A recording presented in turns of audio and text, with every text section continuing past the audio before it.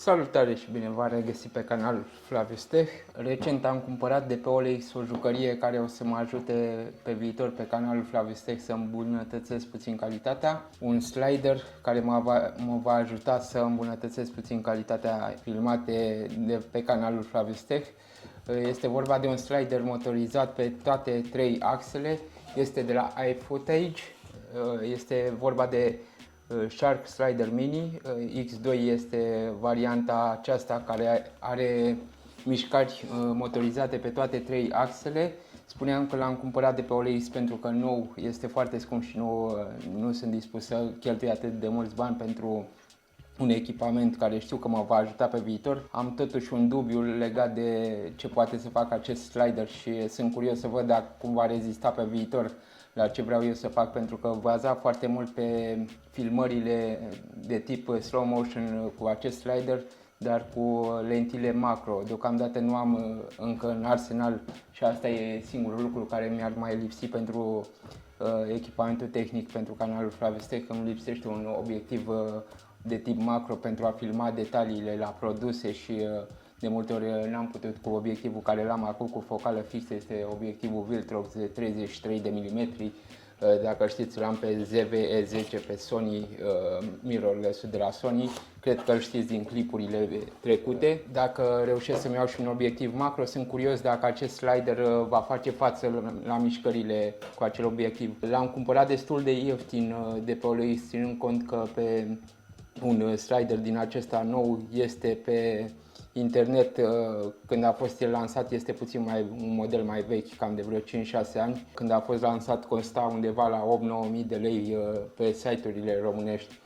L-am luat la un preț rezonabil, mai puțin de jumate din prețul actual al acestui slider. Vedeți cum vine și el, a venit în cutia originală, foarte de treabă fostul proprietar, a trimis totul, chiar și în plus mi-a trimis 2-3 baterii în plus pentru acest slider, ceea ce a fost super bine, că nu aveam baterii de genul acela, nu aveam decât pe ce am pe cameră pusă. Vedeți cum vine în rucsac, așa a venit și el original din fabrică. Haideți să-l scoatem rucsacul mai întâi. Cam aici este tot echipamentul. Vedeți, rucsacul are o mulțime de buzunare pe el. Multe sunt goale aici, se pot băga laptopuri, mă rog, fiecare ce echipamente are. Dar să-l întoarcem pe spate.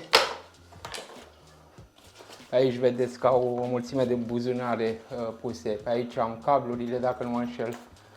Sliderul e în formă impecabilă, l-am desfăcut inițial și arată aproape ca nou. Nu se vede că ar fi fost folosit prea mult timp în ultimii ani de când e.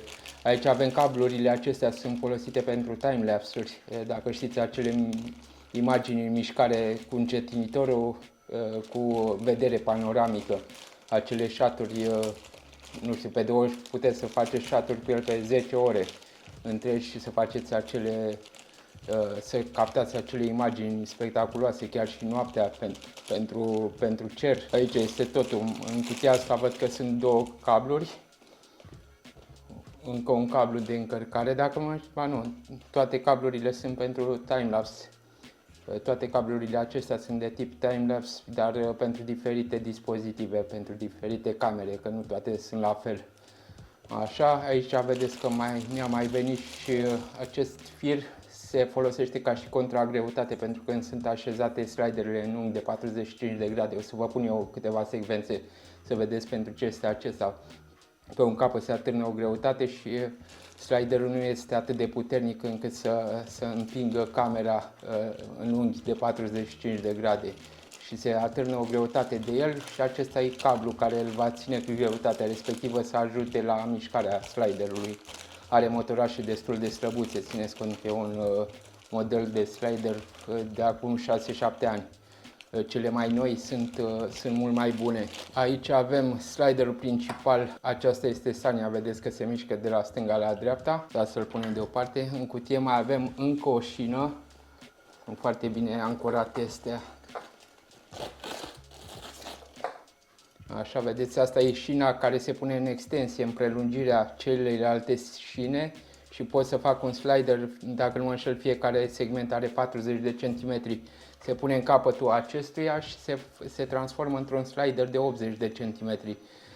Veți vedea cum se va monta, nu știu dacă pot să cuprind întregul slider pe camera mea, pentru că v-am spus, e un obiectiv de 33 de mm și nu pot să cuprind o suprafață așa mare de masă și este destul de mare sliderul. Așa, înăuntru aici avem sertărașele cu toate gadgeturile care vin la acest sertăraș.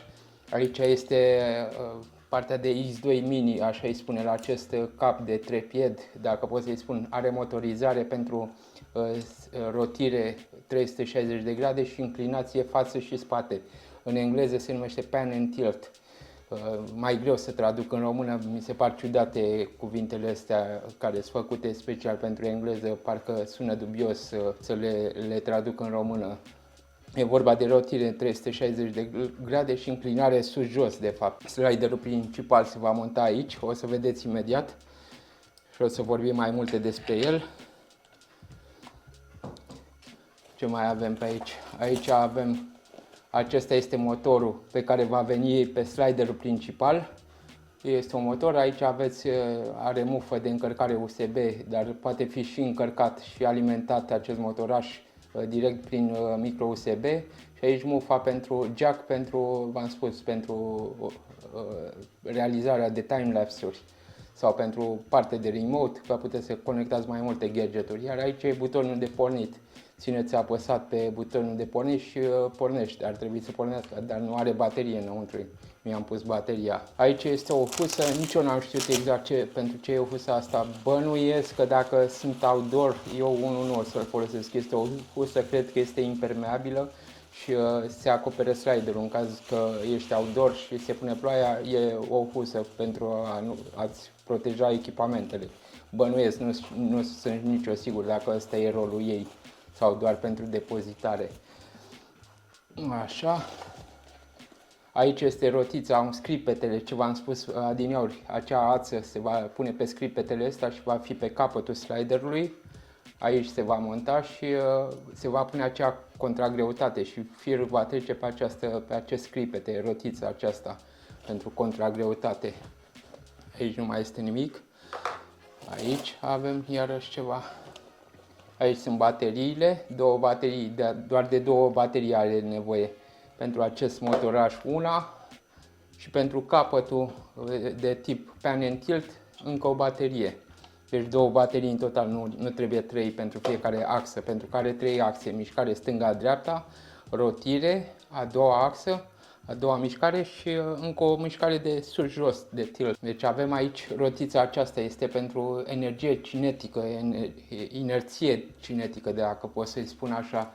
Rotița e din oțel, dacă nu mă înșel, oricum este foarte grea. O să vedeți imediat despre ce este vorba. Bateriile sunt de tip Sony, sunt folosite și de Sony.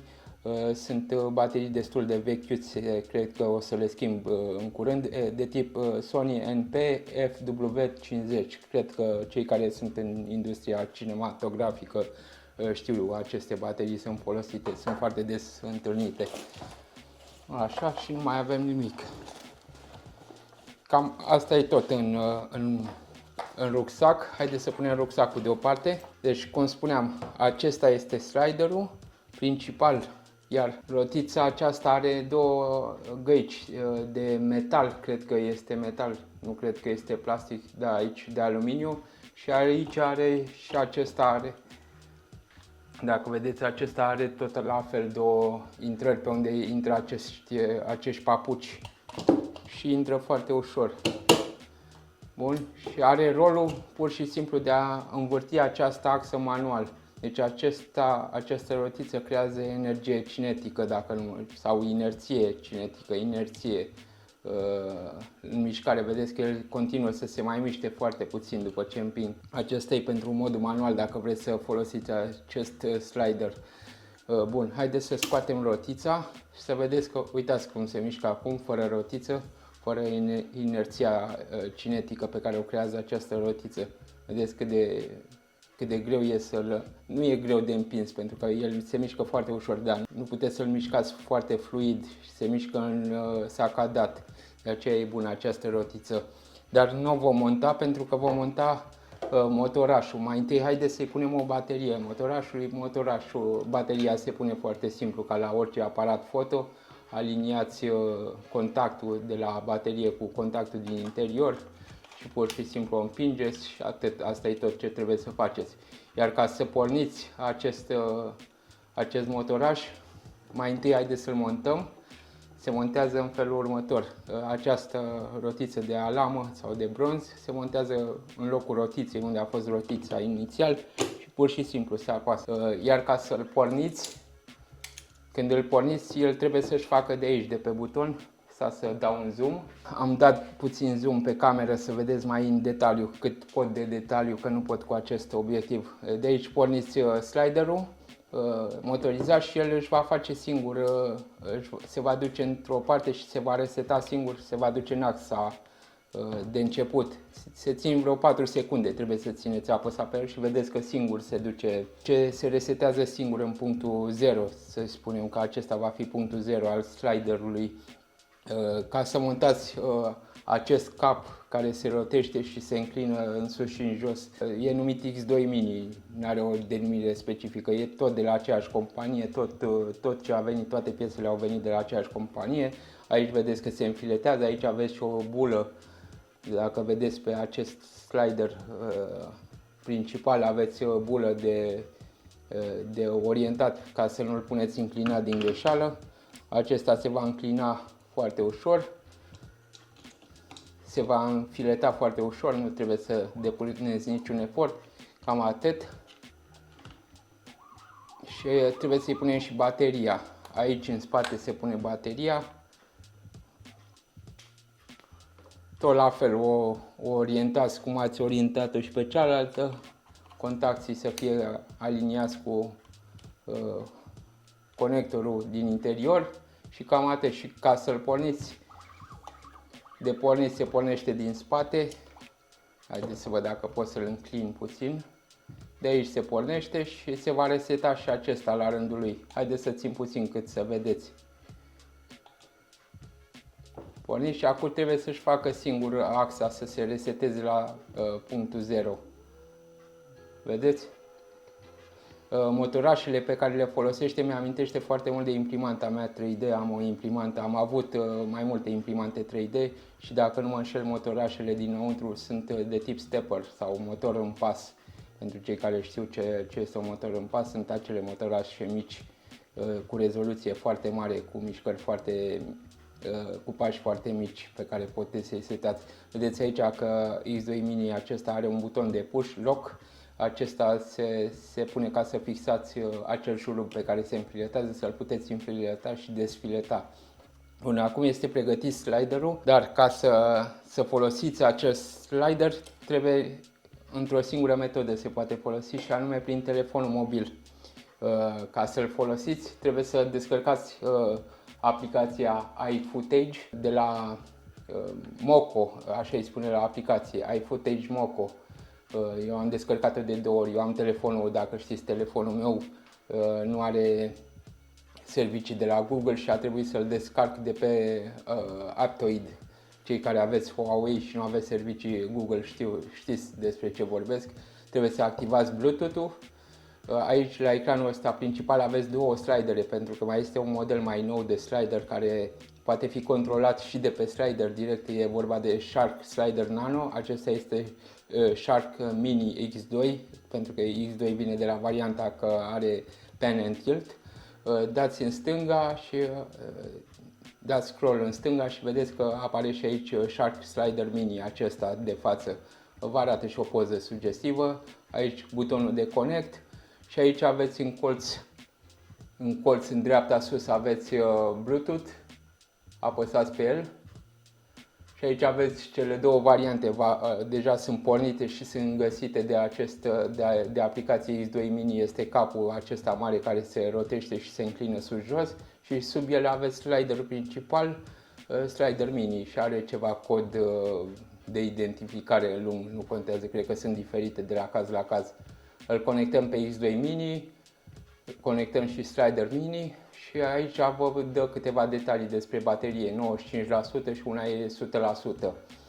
Dați înapoi și aici aveți 4 moduri. Stați să dau un zoom pe cameră. Am redus puțin expunerea camerei și am dat-o puțin mai jos ca să vedeți puțin mai bine.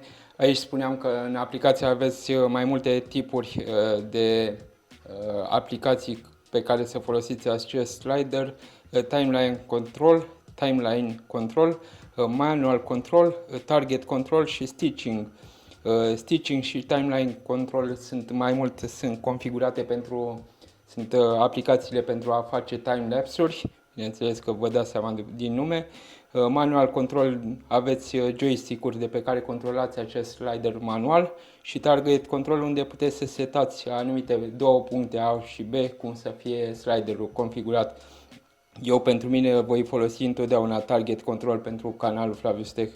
Bineînțeles că dacă va fi nevoie vreodată să fac și outdoor, dacă pe viitor, nu știu, poate am nevoie să fac niște capturi în exterior cu timelapse, voi folosi bineînțeles această aplicație. Deocamdată ce mă interesează pe mine este acesta, target control.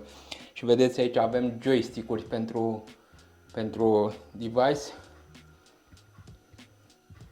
Vedeți, aici am joystick-urile de la slider. În dreapta este partea de pan and tilt aceasta.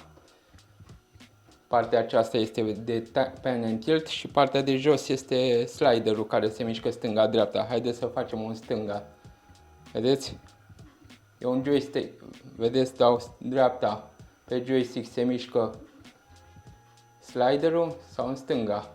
Și îl puteți seta. Deci haideți să zicem că l-am setat aici pe punct. Sau se pune și o cameră.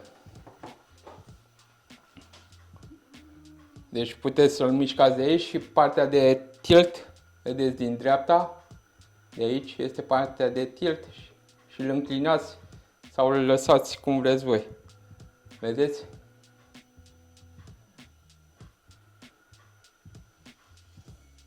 Deci pot să rotesc în stânga, în dreapta, vedeți? La 360 rotirea, și partea de tilt, partea de sus-jos, are numai, nu știu, vreo 30 de grade, nu pot să-l înclin foarte mult în sus și în jos. Ia, cam asta e maximul, nu poate să se încline foarte mult, cam 30 de grade se înclină. Sau în sus.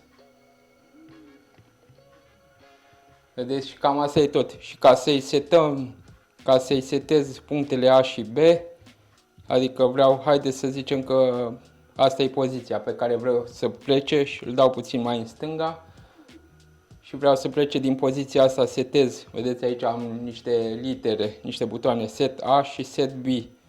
Să-i setez valoarea A, va fi aceasta. Voi muta sliderul în dreapta. Și aici, haideți să rotim puțin acel pan, să-i facem așa, și aici v-am setat valoarea B. Și aici avem în dreapta, în aplicație, putem să dăm lock, tilt, lock, pan, și după aceea să bifăm butonul loop, ca să repete mișcarea aceasta de câte ori vrem noi. Iar aici sus pe mijloc avem timpul, în cât timp să se facă această mișcare de la A la B. Și putem, haideți să-i dăm, de dragul acestui video, de 15 secunde, că putem să-i setăm până la o oră, putem să-l punem să facă această mișcare, dar va dura prea mult, evident. Vom da pe 15 secunde, am bifat loop și dăm start. Și acum calculează el singur acea mișcare în 15 secunde și vedeți că singur se mișcă, va repeta această mișcare non-stop până se golește bateria. V-am spus că bateriile pot fi, el poate fi alimentat direct prin cablu, nu trebuie să folosiți neapărat bateriile, mai ales pentru time-lapse-uri. Este nevoie de baterie foarte mare și puteți să folosiți o baterie externă pe care să alimentați acest slider. Vedeți, el repetă singur acele puncte de la A la B, se va duce până îi voi spune eu stop, practic, sau până se golesc bateriile. Repetă mișcarea continuu. Aici se montează, stați să-i dăm un stop.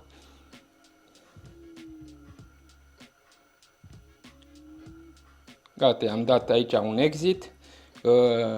Aici spuneam, aici se montează, e patina pe care se montează camera. Vedeți că aici aveți șurubul de fixare și puteți să fixați o cameră, un cap de trepied, un cap de trepied cu bilă sau mă rog, fiecare își montează ce vrea.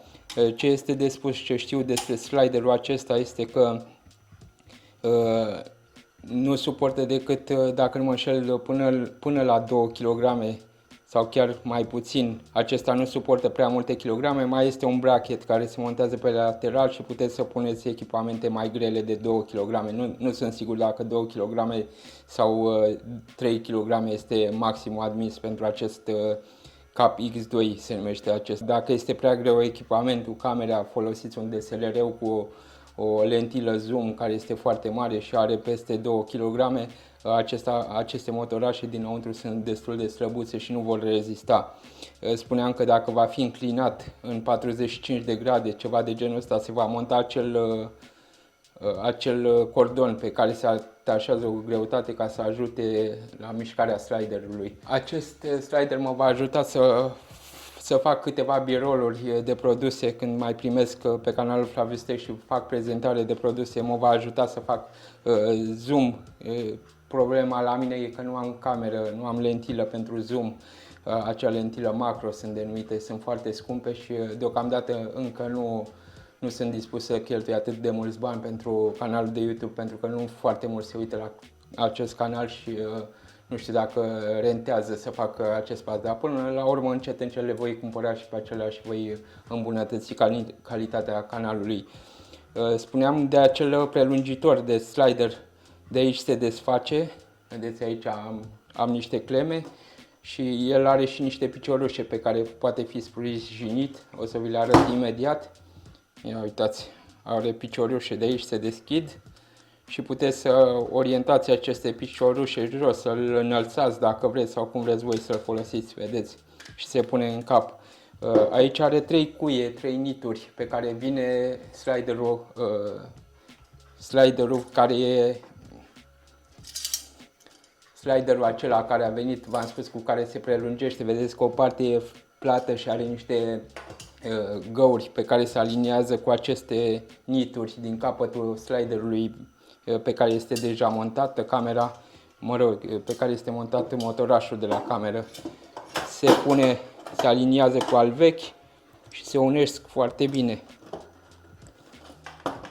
Ia uitați ce bine se unesc și are aceste cleme care trebuie spuse. Și acum l-am transformat acest slider într-un slider de 80 de centimetri.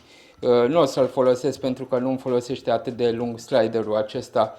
Ia, haideți să vedem cum se mișcă. Nu prea îmi place cum stă fixat în aceste cleme. Parcă rămâne un spațiu. Între șine.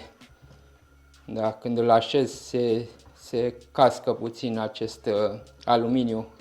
Apropo, aceste track-uri sunt din aluminiu. Cred că e un aluminiu, că sunt destul de ușoare la greutate. Cred că sunt din aluminiu. După ce ați atașat a doua șină, el practic este configurat să fie pentru o singură șină. Ca să-l configurați pentru a doua șină, veți intra în soft și aici aveți settings, e în engleză, și aici aveți number of tracks installed. Aici este bifat 1 pentru că 1 a fost inițial, bifați 2. A doua, că aveți 2 track-uri, puteți să-i montați și 3, 4, puteți să cumpărați adițional aceste șine și puteți să-l prelungiți pe 2-3 metri dacă vreți. Nu știu cât este maximia, că și eu sunt curios. Uitați că aveți fără număr, practic 20. Aveți 20 de șine din acestea dacă vreți să-i cumpărați separat, deci practic 20 ori 4 sunt 8 metri de șine dacă vreți să-l configurați în felul ăsta. Stați că a rămas pe 20, să-l punem pe 2. Bun, l-am pus pe 2 și acum ar trebui să se reseteze. Trebuie să-l resetez dacă nu mă înșel. Connect. Target control. Și acum ia să vedem. Nu, trebuie să-i resetez aplicația. Pentru că a rămas pe 2 blocat. Resetăm conexiunea cu el. Să vedem dacă merge. S-ar putea să trebuiască oprit din motoare și restartat acest slider. Văd că a rămas 2 deocamdată pe șine. Successfully. Target control. Și hai să vedem dacă acum se mișcă. Nu, trebuie oprit din butoane. Trebuie resetate și... Deci când îi schimbați, asta e bine de notat. Bine că am învățat un lucru. Nici eu nu știu să-l folosesc foarte bine, că e prima dată când lucrez puțin cu el. Când l-am primit, am lucrat puțin mai mult.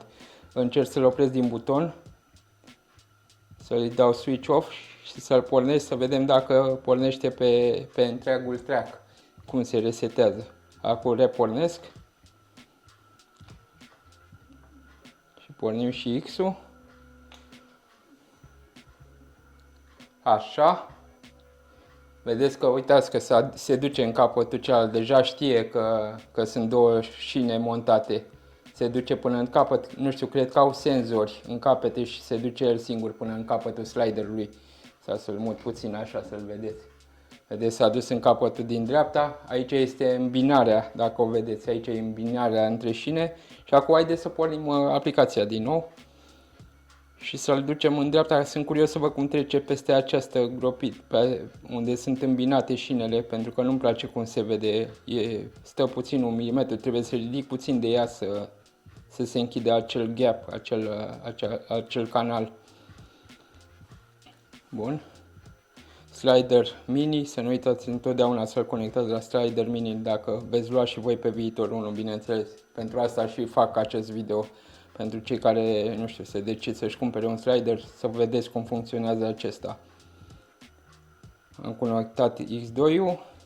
Vedeți, deja s-a dus bateria, sunt destul de vechi bateriile. E deja la 84% acesta de pe sliderul X2. Am conectat și pe al doilea, target control, și acum ar trebui să se miște în dreapta fără probleme. Sunt curios să văd cum trece peste acel gap. Acum trece. Nu s-a mișcat deloc, nu s-a clintit nimic la el, cel puțin nu se vede. Sunt curios pe imagini. Ia. Nu se mișcă deloc, deci e foarte fluidă mișcarea chiar și peste acest gap. Are, hai să zic, jumătate de milimetru gap, dar dacă îl forțez puțin se duce singur, se închide acel gap din șinele unde sunt unite.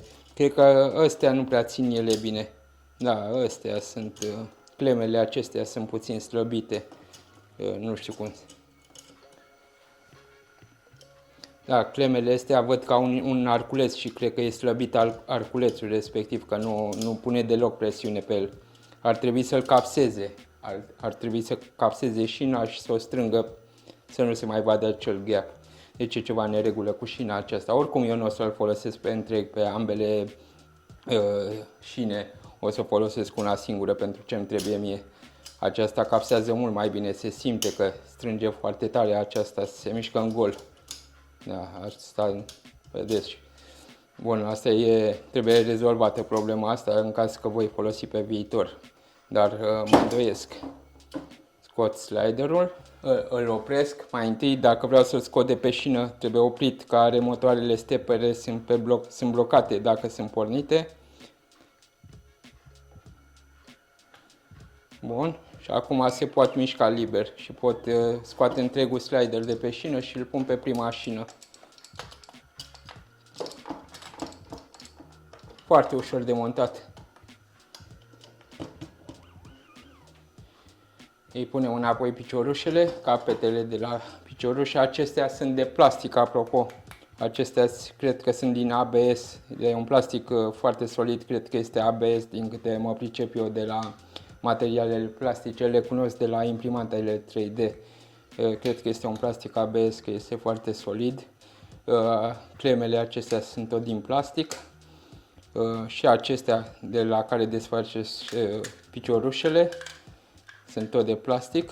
Sincer, pentru un echipament de 2000 de euro aproape când a fost el lansat, te-ai aștepta la ceva materiale mai bune. Dar sunt curios să văd ce imagini trag cu ele. Cu acest slider sunt curios să văd cum se vede. E frumos că le puteți orienta cum vreți voi. De aici se deblochează șinele, când vine pe șină fixat se deblochează și se blochează. Acum e pe modul deblocat. îl băgați pe șină și pur și simplu blocați. Și asta e tot.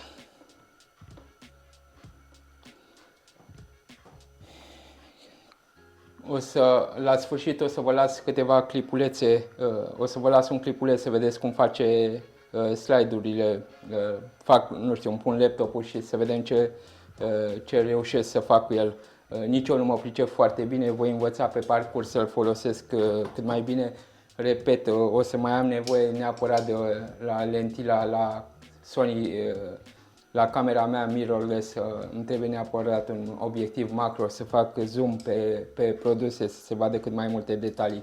Cu acest obiectiv nu pot decât să filmez pe ansamblu. Cu această cameră pe care o am, cu acest obiectiv de la camera ZV-E10, sunt puțin limitate în privința ce pot să filmez. E foarte bună de filmat top-down, dar pentru detalii am nevoie de o lentilă macro. Aceea îmi lipsește din arsenal și, dacă nu mă înșel, cred că va fi mai scumpă decât camera în sine. Dar va merita, sper eu. Haideți să tragem câteva shot-uri.